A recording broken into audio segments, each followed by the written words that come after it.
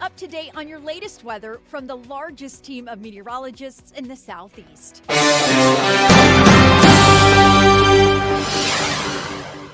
Who is allowed to carry a handgun in public in Georgia? And the issue of transgender rights making its way back into the national political spectrum and discourse are two of the topics for this edition of Political Update on Atlanta News First for the week of May 24th, 2025, the last week of May. So we are beginning this edition of Political Update on Atlanta News First with some rather surprising endorsements in Georgia's wide-open gubernatorial race in 2026. Joined by my friend and colleague Rick Bolbaum, happy to always be discussing politics with him. I'm Tim Darnell. And Rick, we're talking about Georgia's governor's race. Our discussion over the past couple of weeks has really centered around former Atlanta Mayor Keisha Lance Bottoms' entry into the race, becoming only the second former Atlanta mayor next to Andrew Young to ever run for Georgia governor, but the first Democrat who announced his candidacy for governorship, State Senator Jason Esteves, picked up some rather interesting endorsements this week, and I think maybe the reason that we find them interesting is that they are so oriented in the city of Atlanta. We're looking at the president of the Atlanta City Council, Doug Shipman, 3 other Atlanta City Council members, a total of 8 members of Atlanta's Georgia legislative delegation, 3 very prominent state senators, Nan Orrock, Elena Parent, and Donzella James, 5 members of the Atlanta Public School Board and of DeKalb County Commissioner Ted Terry, who has long been known for his progressive policies. I think maybe what we're looking at is these are names that we may have originally associated with endorsing Keisha Lance Bottoms, and yet they go to her main opponent so far in next year's Democratic primary, State Senator Jason Esteves. Well, first of all, Tim, I think we have to look at the calendar and realize that at this point in time, there are certainly a lot of political news junkies like us, and I would assume people listening to us or watching this video feed who are following this. But the vast majority of voters here in the state of Georgia have no idea who is endorsing whom at this early stage of the game here in the Democratic primary race. But to your point about some of these endorsements, you're absolutely right. I mean, these are people who presumably Keisha Lance Bottoms worked with. These are people who know her well. You know, she was the mayor of Atlanta just right up until a couple of years ago now. But they evidently have a preference, at least at this point, for Jason Esteves, and they're coming out and saying so, which of course is something that the Esteves campaign must love, especially in the days after Keisha Lance Bottoms announced her candidacy and sort of came riding in as this big name, Atlanta celebrity type of candidate with the name recognition as she has. Entering into the governor's race. So this is something that the Esteves people are able to point at and say, look, these are people who know the former mayor and still they're backing Esteves. So, draw your own conclusions, what that says about how they feel about her. But again, at this point, I think it's still a little early for people, for most people here in Georgia, voters certainly, who are not yet turning their attention to this race. Well, we know for a fact that Georgia's gubernatorial race next year is wide open. We've talked extensively about how Governor Brian Kemp is term limited, and this is going to be one of the most watched governor's races in the 2026 midterm elections coming up next year. We know that State Senator Jason Esteves, former Atlanta Mayor Keisha Lance Bottoms, and local businessman and Pastor Olu Brown are the Democratic contenders. On the GOP side, it's been very quiet since Attorney General Chris Carr announced his candidacy earlier this year. We're still waiting on announcements from or perhaps future political plans regarding Secretary of State Brad Raffensperger and also what would many consider the front runner in any GOP gubernatorial primary, Lieutenant Governor Burt Jones. We have not heard from him. We have not heard from them. We don't know when we will, but I think that the overall impression out there, the feeling among experts, political experts here in Georgia, is that the lieutenant governor is going to enter the race at some point. And the reason why he hasn't yet announced his candidacy is, number one, he doesn't have to. He doesn't really need to raise money. Apparently, he has a large war chest full of campaign funds that he can use to fund a campaign. So he doesn't have to get out early and start going around doing the process of fundraising. And number two, as long as has not announced his intentions, it leaves a whole slew of other Republicans sort of sitting in no man's land, wondering, whether or not they're going to be able to get into the race, whether they want to challenge the lieutenant governor if and when he decides to run. So it's sort of keeping the entire Republican side of this, a little bit of a mystery at this point. And you mentioned the Secretary of State, Brad Raffensperger. A lot of people wondering what his intentions are. No secret that he has talked about his desire to hold a higher office here in the state of Georgia. So we'll see how this shakes out. But, a lot of Republicans, I think, who might otherwise be wanting to get into this race are waiting until Burt Jones makes his announcement and deciding exactly what they're going to do. Well, the 2026 governor's race is not the only race that we're following. Another hugely important contest coming up next year is for the U.S. Senate. Democratic incumbent Jon Ossoff is running for re-election. We know that Governor Kemp and U.S. Congresswoman Marjorie Taylor Greene are not running or will not challenge Senator Ossoff next year. That has opened the door for a couple of other candidates on the Republican side.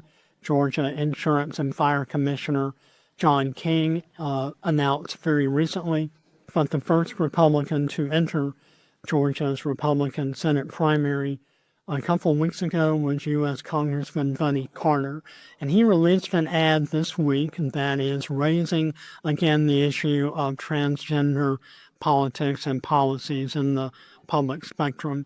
We all remember last year, then GOP White House nominee Donald Trump ran a very effective and ultimately pretty successful advertisement in which he framed the issue of transgender politics into a very negative light onto his opponent, Vice President Kamala Harris.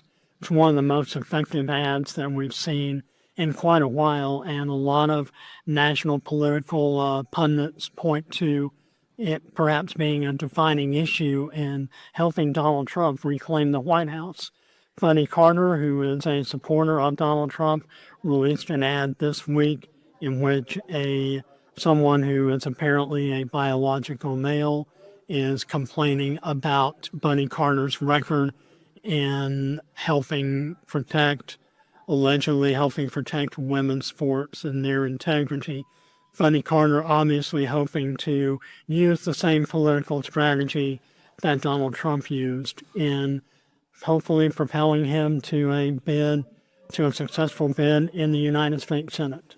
Well, Tim, you look at Buddy Carter's ads, and it's hard to know, are these ads for Buddy Carter or are they ads for Donald Trump? Because you see the president in the ads almost as much as you do Representative Carter.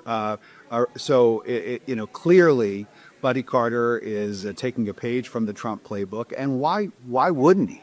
As you said, it was seen by a lot of people as one of the most effective ads of the campaign cycle last year, the presidential race. And when it comes to winning the hearts and minds and the votes of primary voters, what do? You go right after the red meat issues, the issues that really motivate the base.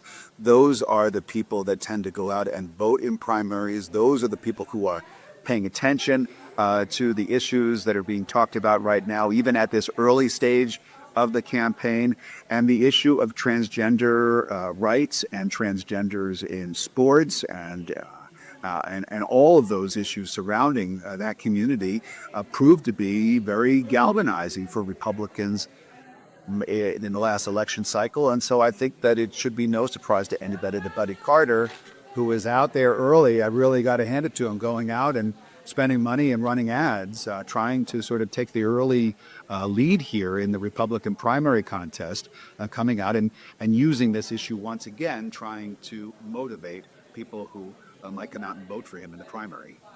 The other red meat issue, using your words, that a lot of folks have been paying attention to in every political cycle is the right to own and bear firearms. The Georgia Supreme Court this week reaffirmed the fact that only adults over the age or age 21 and older are allowed to carry handguns in public.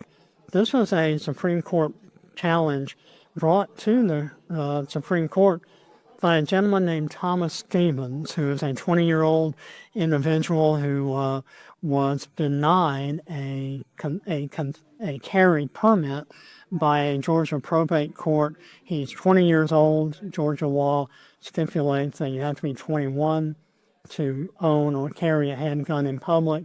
His argument was that if you're old enough to vote, you should be old enough to carry a gun in public. In issues like this, Rick, it's just usually not that simple, is it? No, it's not. And, another thing to pay attention to is what part of the law this young man tried to challenge.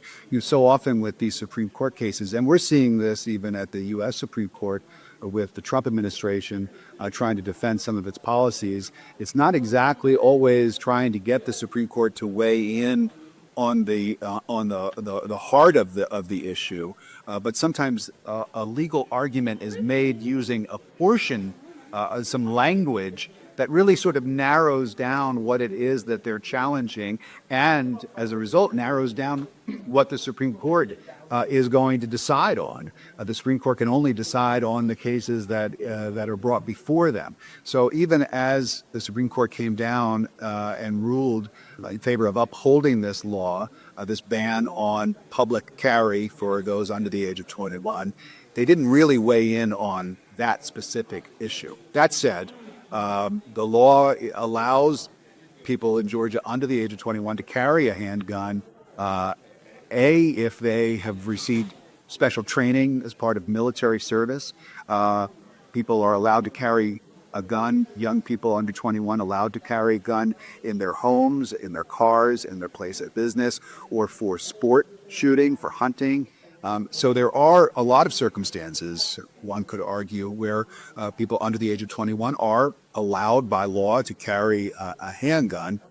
But as far as carrying it out in public, the Supreme Court letting that law stand, essentially, and keeping that law in place. And this is a Supreme Court here in Georgia that is not exactly a liberal-leaning court. So, I don't think that anybody would have anticipated them, wanting to do anything to erode at Second Amendment rights. In fact, this is a court that has upheld the Second Amendment time and again. And the issue of gun ownership and proper safety and gun handling came up during the most recent Georgia General Assembly session, where the lawmakers continue to offer significant tax breaks when it comes to gun ownership, and also encouraging and promoting the use of proper safety procedures when handling guns. But you and I have spoken before, we still do not have anything codified in Georgia law that requires handgun purchasers to undergo any kind of safety or firearms training. And you've spoken on this issue before. It's just an issue of lawmakers really wanting to have the issue both ways. We want to promote gun ownership, but really are not going to require any kind of proper safety training. Well, this is an issue, obviously, people feel very passionately on both sides. We are in a state here in Georgia with a Republican in the governor's mansion, Republicans in charge of both state houses here on Capitol Hill, and a Supreme Court that, as we said, is majority conservative as far as who appointed these justices to their positions.